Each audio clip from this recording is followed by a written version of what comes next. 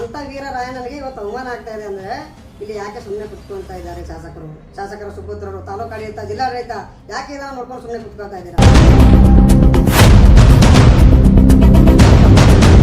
ಇವತ್ತು ಯಾಕೆ ರಾಯಣ್ಣನ ಒಂದು ವರ್ಷಗಳ ಕಾಲ ಅವನಿಗೆ ಪೊಲೀಸ್ ಬಂದೋಬಸ್ತಾಗಿ ಯಾಕೆ ಇಡ್ತಾ ಇದ್ದಾರೆ? ಅವ ಏನಾದರೂ ದೇಶಕ್ಕೆ ಒಳಿತನ ಮಾಡಿಲ್ವಾ ಅಥವಾ ದೇಶಕ್ಕೆ ದೇಶದ್ರೋಹ ಕೆಲಸ ಮಾಡಿದಾನ?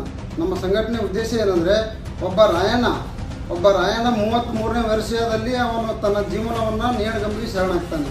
ಅಂಥ ವೀರನಿಗೆ ಇವತ್ತು ಅಫಜಲ್ಪುರ ತಾಲೂಕಿನಲ್ಲಿ ಅವಮಾನ ಆಗ್ತದೆ. ಇದಕ್ಕೆ ಉದ್ದೇಶ ಏನು? ತಾಲೂಕಿನ ಜನಪ್ರಿಯ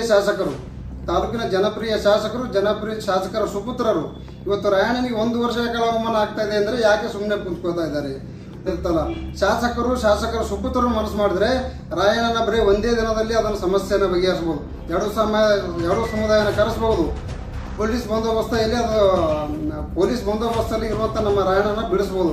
ಆದರೆ ಅವರು ಅಂಥ ಕೆಲಸವನ್ನು ಮಾಡ್ತಾ ಇಲ್ಲ. ಯಾಕೆ ಮಾಡ್ತಾ ಇಲ್ಲ ಅನ್ನೋದು ನಮ್ಮ ಪ್ರಶ್ನೆ ಆಗಿದೆ. ಇವ್ರ ಉದ್ದೇಶ ಏನು? ರಾಯಣ್ಣನ ಸ್ಟ್ಯಾಚು ರಾತ್ರಿ ಹೊಡೆದಿರ ಅಂತ ಹೇಳ್ತಾರೆ. ರಾತ್ರಿ ಬಂದು ಸ್ಟ್ಯಾಚು ಹೊಡೆದಿದ್ದಾರೆ. ಅದು ಇರೋದು ಕರ್ನಾಟಕ ಸರ್ಕಾರ ಜಾಗದಲ್ಲಿ. ಆ ಗಾಣ ದೇವತೆ ಗುಡಿ ಇರೋದು ಕರ್ನಾಟಕ ಸರ್ಕಾರ ಜಾಗದಲ್ಲಿ, ಇದನ್ನು ಇರೋದು ಕರ್ನಾಟಕ ಸರ್ಕಾರ ಜಾಗದಲ್ಲಿ. ಎರಡು ಕರ್ನಾಟಕ ಸರ್ಕಾರ ಜಾಗದಲ್ಲಿ ಇದ್ದರೂ ಕೂಡ ಯಾಕೆ ರಾಯಣ್ಣನಿಗೆ ಅವರು ಅವಮಾನ ಮಾಡ್ತಾ ಇದ್ದಾರೆ? ಇದರ ಉದ್ದೇಶ ಏನೆಂಬುದು ಅವ್ರು ಹೇಳಬೇಕು. ನಮ್ಮ ಉದ್ದೇಶ ಏನು ಅಂದರೆ ರಾಯಣ್ಣನ ಮೂರ್ತಿಯಾಗಿ 1 ವರ್ಷ ಆದರೂ ಕೈಯಿಂದ ಅವ್ರು ಯಾಕೆ ಇದನ್ನು ಬಗೆಹರಿಸುವಂಥ ಕೆಲಸವನ್ನು ಮಾಡ್ತಾ ಇಲ್ಲ? ಬಗೆಹರಿಸ್ತಾರೋ ಅಥವಾ ಅದನ್ನು ಕಿತ್ತಬೇಕು ಅಂತ ಅವ್ರ ಉದ್ದೇಶ ಇದೆಯೋ? ಯಾವುದೇ ಸಮಾಜ ಆಗಿರ್ಬೋದು. ಒಬ್ಬ ಮುಖಂಡಿಗೆ ಅನ್ಯಾಯ ಆದರೆ ಬರೀ ಅವನಿಗೆ ಅವಮಾನ ಆದಂಗೆ.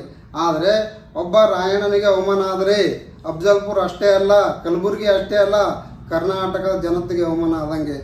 1 ವರ್ಷಗಳ ಕಾಲ ಅವಮಾನ ಆಗ್ತಾ ಇದೆ. ಬರೀ ತಿಂಗಳಲ್ಲ, 15 ದಿನ ಅಲ್ಲ, 1 ವರ್ಷಗಳ ಕಾಲ ಇತ್ತು.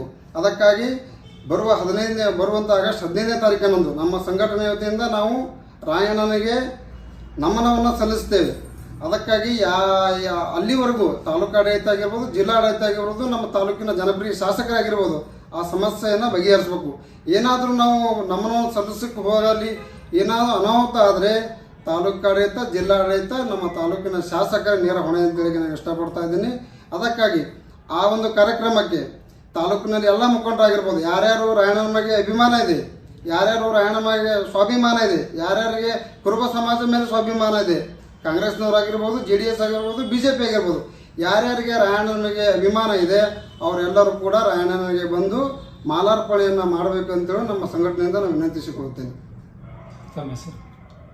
ನನ್ನ ಹೆಸರು ಬೀರಣ್ಣ ಪೂಜಾರಿ, ಜಯ ಕರ್ನಾಟಕ ಯುವ ಘಟಕ ಜಿಲ್ಲಾ ಅಧ್ಯಕ್ಷ, ಕಲಬುರಗಿ.